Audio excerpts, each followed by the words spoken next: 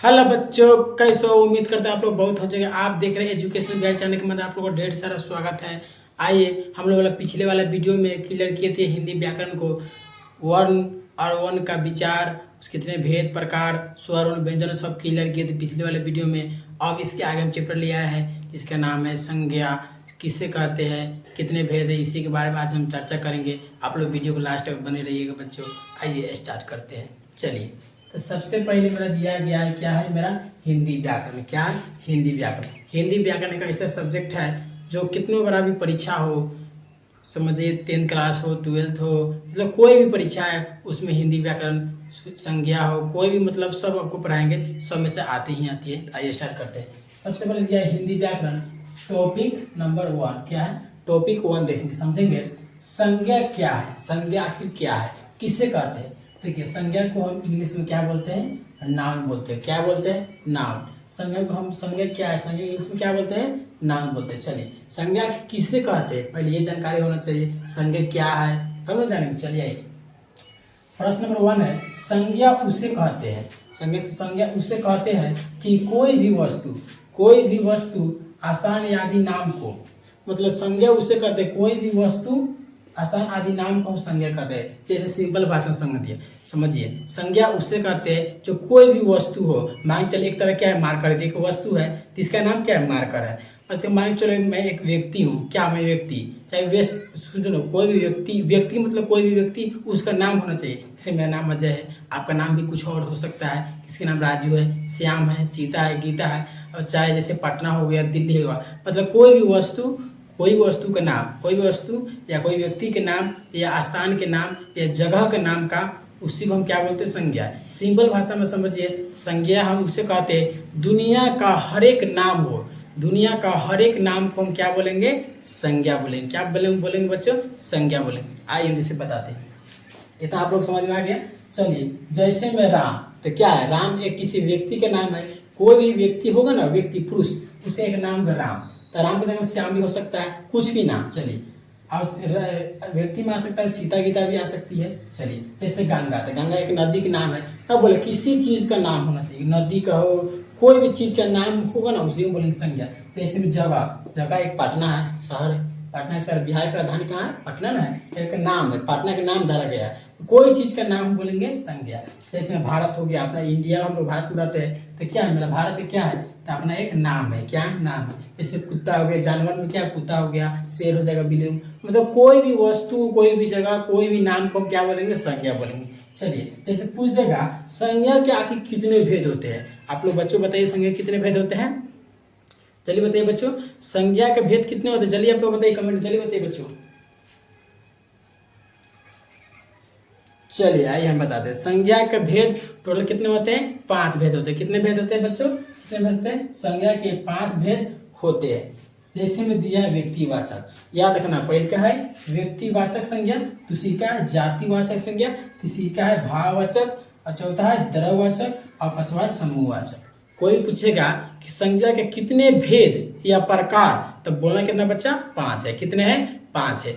कोई भी प्रश्न है ना, अब कोई भी परीक्षा होता है ना, 10th में चाहे 12th क्लास में, संज्ञा आती ही आती है। क्वेश्चन पूछ देता है संज्ञा कितने भेद होता है, तो 5 याद रखना। ठीक है बच्चों, आइए बता दें। सर इतना तो जानकारी हो गया।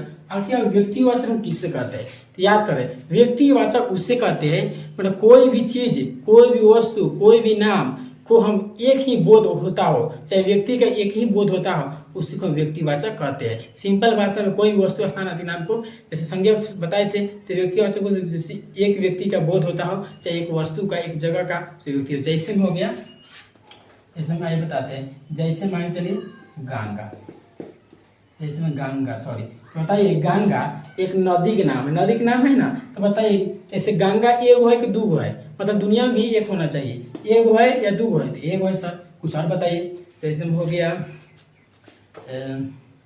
गुलाब, फूल के नाम है।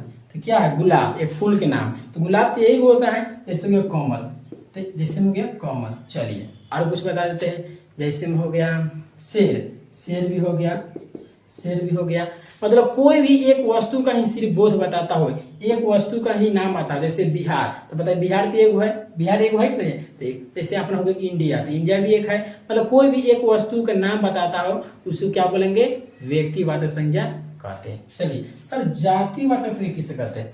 याद रखना, जातिवाचक संज्ञा उसको जिसे जाति भर का बोध कराता हो। जैसे उस जाति में मतलब अधिक लोग रहते हैं, अधिक लोग काम करते हैं, समझ में आ गया? उसे जाति भर का बोध करा, उसी को हम जातिवाचक संज्ञा कहते हैं। जैसे में मान लीजिए नदी, तो बताइए नदी एक तरह क्या है?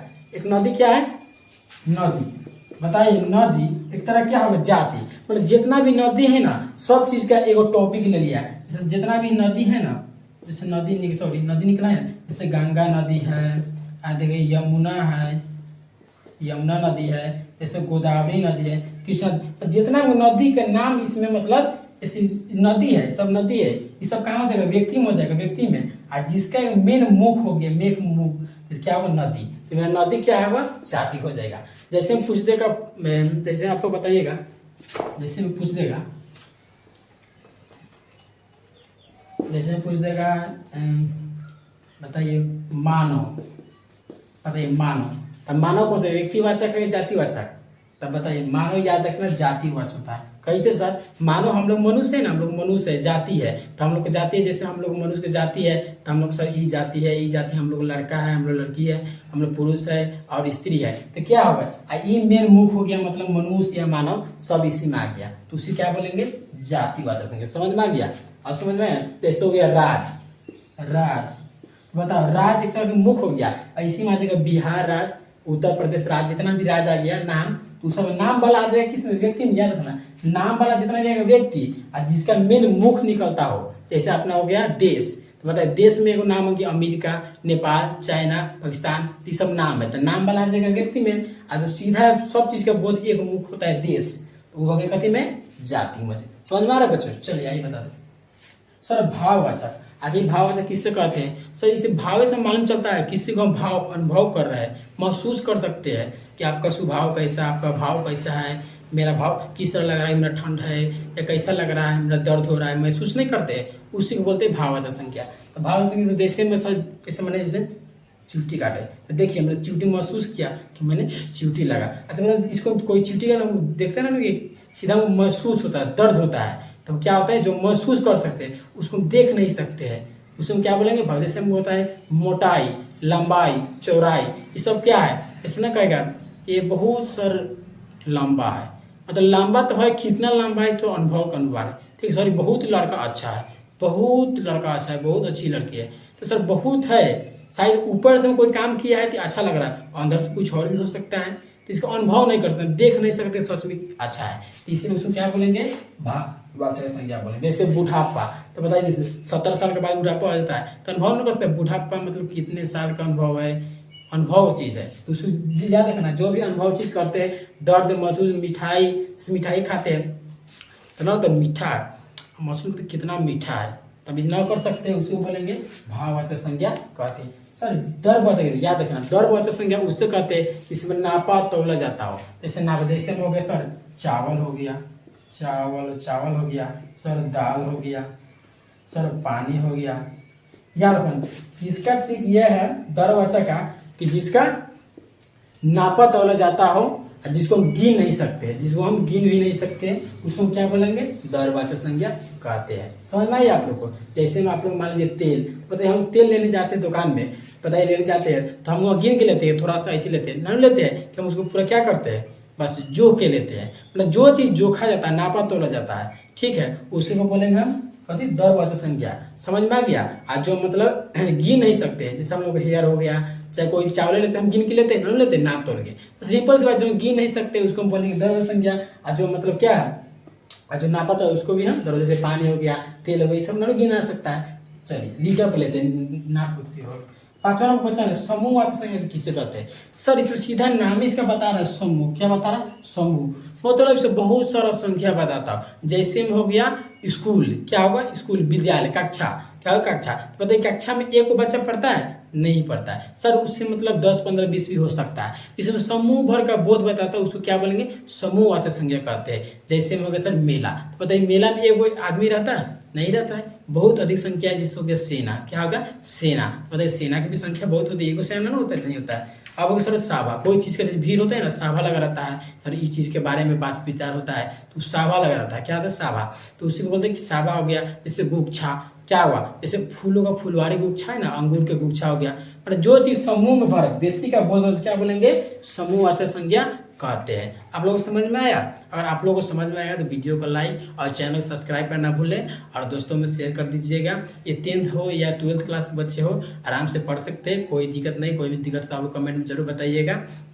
चलिए तब तक के लिए जय हिंद।